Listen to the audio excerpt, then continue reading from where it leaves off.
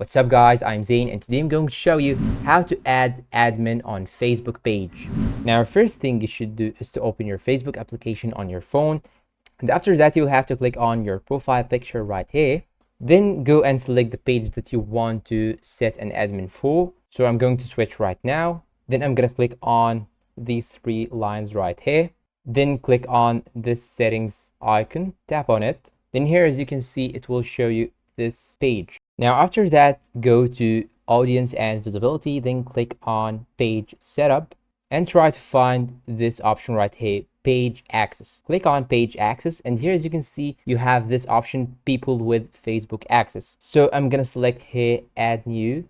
Then here, as you can see, it will show you this message. Just click on next, and here you should search for the person that you want to give the administration to.